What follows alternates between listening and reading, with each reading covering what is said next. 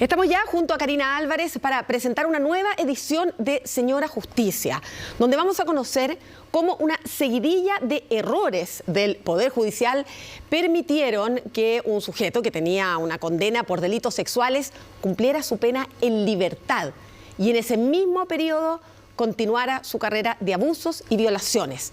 Una niña de solo 15 años fue violada por este hombre que debió haber estado en la cárcel, Karina. Claro que sí. Maca, buenas noches. Es un caso tremendamente complejo, sobre todo porque aquí hay varios errores. El primero de ellos es haberle otorgado la libertad condicional a una persona que tenía todos los informes de gendarmería, informes psicológicos, psiquiátricos en contra. La Corte de Apelaciones se la había negado. Sin embargo, la Corte Suprema es la que revierte la decisión y lo deja con este beneficio de libertad condicional. Es ese el momento que él aprovecha para cometer una nueva violación, y no solamente una, hay más de un caso. Vamos a ver el siguiente informe.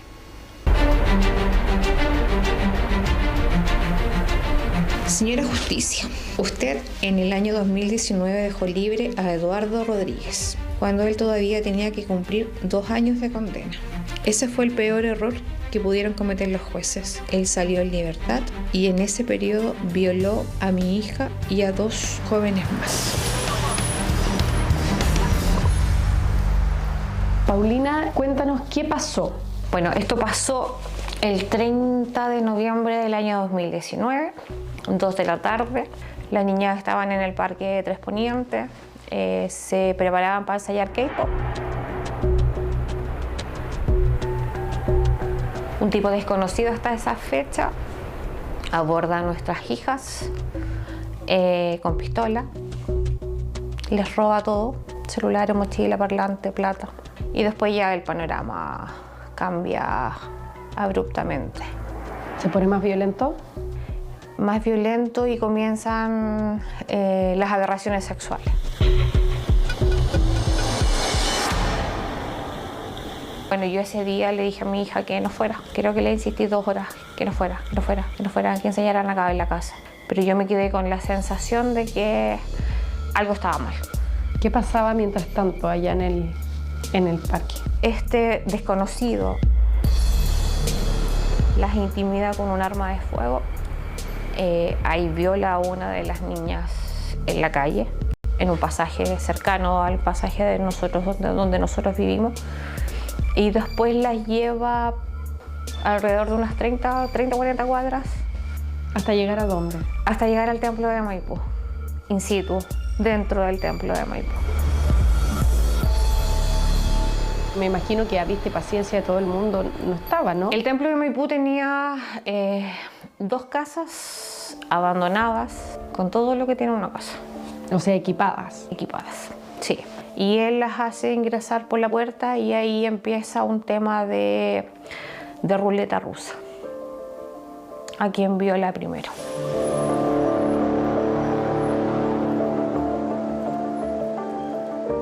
Esto empezó a las 2 de la tarde. Esto terminó 7 de la tarde, alrededor. En donde yo me entero de más hechos cuando escucho la declaración. No dimensionábamos el daño que él les causó a nuestras hijas. ¿Las dejó marcadas? De por vida. ¿De por vida? Sí. Ella había cumplido 15. Tenía recién 15 años. No salía, no tomaba, no fumaba. Respetuosa, buena nota, buena compañera, buena hija. Y todo eso se transformó. 6 intentos de suicidio. El sentido de la vida no tiene peso, no tiene gusto. No tiene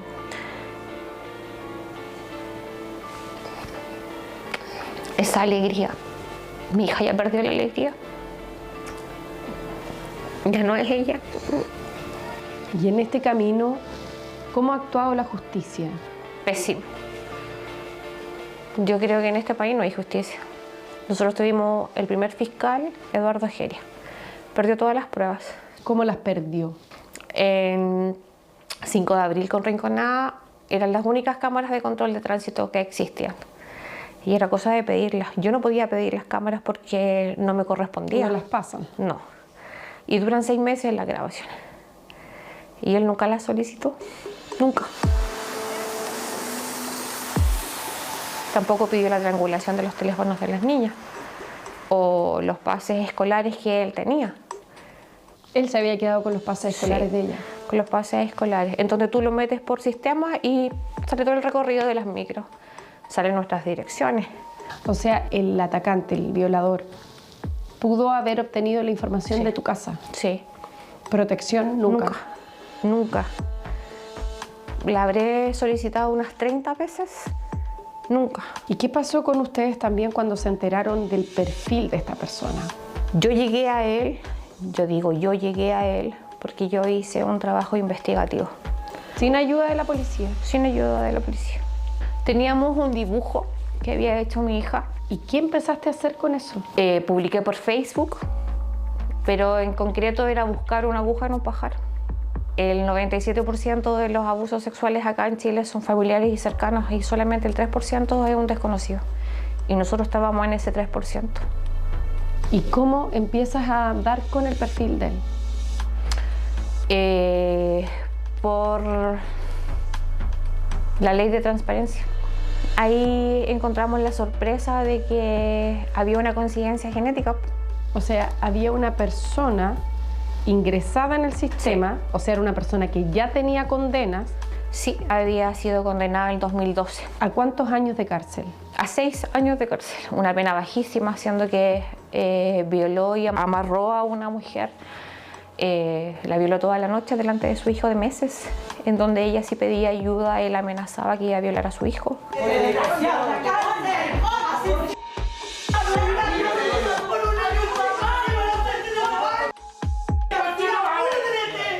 Y aún teniendo esa condena vigente, que ya era baja, ¿estaba con libertad condicional? Sí, porque lamentablemente para la justicia chilena el delincuente, el asesino, el violador tiene derecho a libertad. ¿Y qué decían los informes de gendarmería? Que era un narcisista, un psicópata, que era un peligro para la sociedad. El informe psicológico también decía lo mismo, el informe psiquiátrico también decía lo mismo. Y todas esas pruebas que estaban en contra, la Suprema se los pasó. La Corte Suprema. Sí, lo arrugó y lo desechó. A partir del momento en que ustedes obtienen el match genético, ¿a él lo toman detenido inmediatamente? Él estaba detenido por otra violación en el 2021. O sea, en el lapso de tiempo que se demoraron estos 2 años el Servicio Médico Legal en entregar los resultados, él cometió otra violación más. Otra violación. Abordó a una niña de 20 años. Después la lleva a un cajero automático para sacar plata. Y ahí aparecen sus tatuajes. Por los tatuajes lo encontraron. Si no, todavía no lo hubiéramos encontrado. ¿En qué sientes tú que ha fallado la justicia? En que no puede ser que una víctima tenga que desembolsar 10, 12 millones, eso es lo que a nosotros nos cobraban por víctima. En donde el sistema solamente apoye a un delincuente. A nosotros no nos han apoyado en nada. En términos de la reparación, por ejemplo. Nada. Nosotros hemos pasado por 6 psiquiatras, en donde el tratamiento empieza de cero. O sea, esa historia, lamentablemente lo que le tocó pasar y todo lo traumático la ha tenido que contar 6 veces. Sí. Yo pedí un cambio de psicólogo, de especialista, porque se basó en condición sexual de mi hijo. Y el CAP que hizo me demandó por vulneración de derechos. Metió hasta el Sename, o sea, el Sename estaba a favor de quizás haberme quitado a mi hija, siendo que mi hija había sufrido un robo, secuestro y violación. Y porque yo pedí un cambio, ellos me demandaron. ¿Dónde está el apoyo a la víctima? ¿Dónde? En ninguna parte. En ninguna. Él fue condenado finalmente. ¿Salió la condena este año? Sí, tuvimos juicios la última semana de abril de este año. Se llegó a la resolución de presidio perpetuo en su calidad máxima, 20 años por cada niña, y se separó el robo con secuestro. Entonces el cumplimiento son 48 años de pena efectiva. ¿Esa condena repara el daño causado? No. Lo compensa, sí, pero no lo repara. Porque esto se podría haber evitado. Y nosotros seguimos esperando. ¿Esperando qué? Esperando que mi hija pueda avanzar.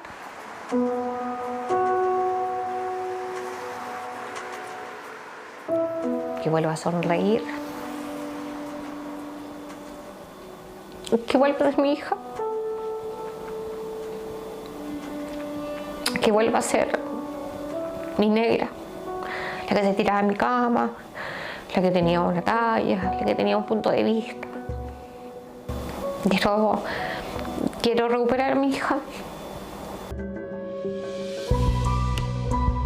Señora Justicia, él debió estar en prisión en esa fecha, pero los jueces decidieron dar el beneficio de libertad condicional por su buena conducta. Un fatal error que acabó con la vida de 3 familias. Hágase responsable y repare a las víctimas por su negligencia.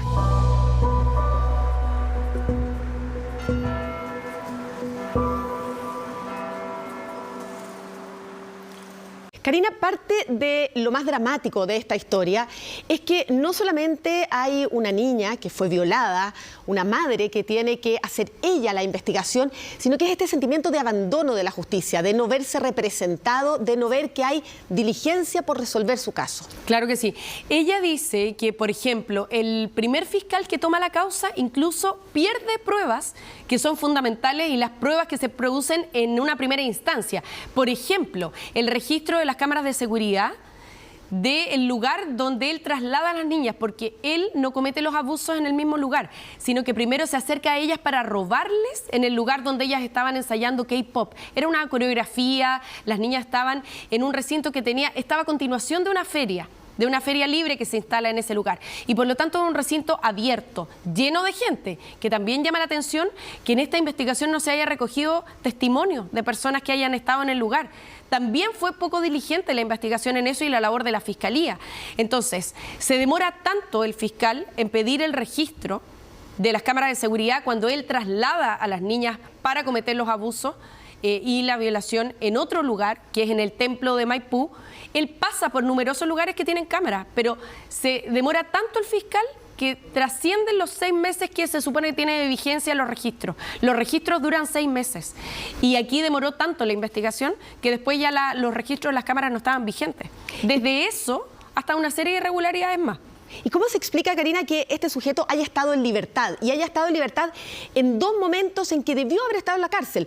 Primero, cuando estaba cumpliendo una condena y de manera inexplicable se le da beneficios a una persona que está ahí cumpliendo pena por violación, que no debería tener ese tipo de beneficios, a mi juicio, una persona que está cumpliendo ese tipo de condena. Claro. Y la segunda parte es cuando, en todo el momento de la investigación, nuevamente goza de libertad. Es clave lo que tú preguntas, Maca, porque aquí lo primero que hay que señalar es que no hay explicación. Paulina no tiene, que es la mamá, no tiene explicación para que la Corte Suprema haya revertido una decisión que ya había adoptado y había negado la Corte de Apelaciones. Además, le habían dado bien poco, 6 años por violación, muy poco. No es una alta condena. No es una alta condena y había sido una violación muy violenta, con características muy violentas, la primera que había cometido. Ya estaba cumpliendo esa condena y alcanza a cumplir 4 años de cárcel cuando pide el beneficio de la libertad condicional. Tiene todos los informes en contra, no hay ninguno que avale su rehabilitación. Informes de gendarmería. De gendarmería. E informes que hablan de que él es un peligro para la sociedad, con esa claridad. Y aún así, bueno, la Corte de Apelaciones lo rechaza. Pero luego cuando recurren a la Corte Suprema, ahí se da vuelta la decisión y le dan la libertad. Ese es el primer error. El segundo error es haberlo dejado tanto tiempo después de que comete la violación, no solamente en contra de la hija de Paulina, que tiene 15 años en el momento de que ocurre el delito, sino que también en contra de 2 amigas más. Eran 3 niñas las que estaban en ese lugar. Él termina cometiendo violaciones en contra de las 3 y se demora tanto la prueba biológica porque había restos biológicos para hacer una comparación de ADN, que él comete un tercer caso de violación contra una joven de 21 años. En ese intertanto, 2 años estuvieron las pruebas biológicas en el servicio médico legal sin que fueran periciadas. Y la madre, Paulina, quien veíamos en imágenes, logra después, a través de la ley de transparencia, que se apure este trámite. Y cuando se apuran se dan cuenta que era una persona que ya había sido condenada por violación, porque estaba en el registro de las personas condenadas. Hay al menos 5 mujeres que son víctimas de este sujeto y que si la justicia hubiera hecho su trabajo, quizá no habrían tenido que pasar por eso. Karina, muchas gracias. Nos vemos, Maca. Buenas noches.